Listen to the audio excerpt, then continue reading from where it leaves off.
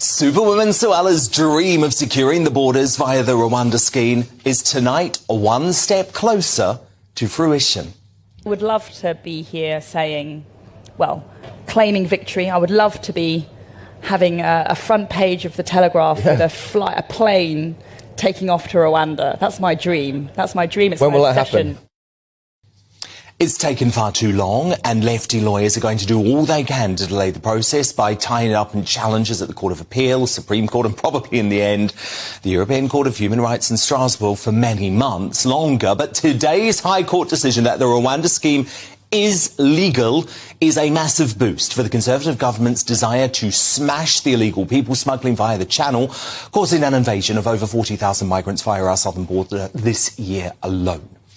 The hard-left human rights charities doing all they can to scupper the clear legal judgment risk having more blood on their hands.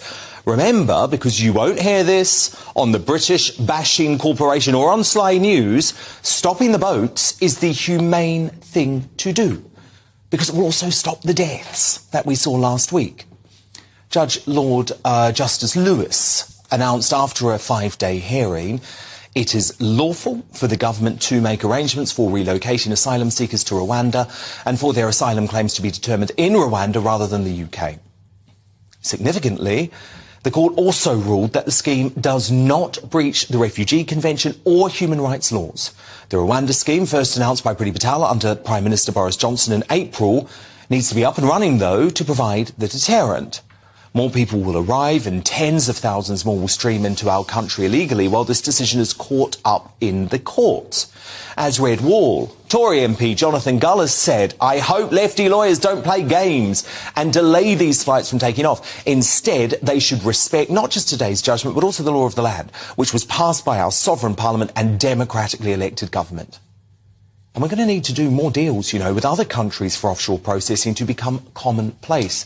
It's only once illegal migrants realise that they will never set foot in the UK if they risk their lives across the channel, that they will stop shelling out thousands to the vile human traffickers who disgustingly treat these folk like cattle. Today, the Prime Minister stood by the Rwanda decision but stressed it's only part of the plan to tackle what I declared a national emergency over a year ago. Welcome the decision of the court today. We've always maintained that our Rwanda policy is lawful. I'm pleased that was confirmed today. And this is just one part of our plan to tackle illegal migration. Last week I set out a very comprehensive approach to stopping the boats from coming to the UK. It's not going to be easy and we're not going to be able to do it overnight, but I'm confident that with the steps I laid out last week, we really can get to grips with illegal migration.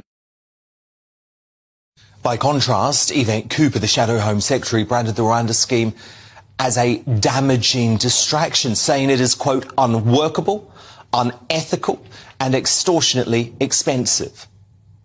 So while the Tories desperately try to secure our borders a sorry mess of their own making, be assured that under Labour we are facing an open borders hellscape.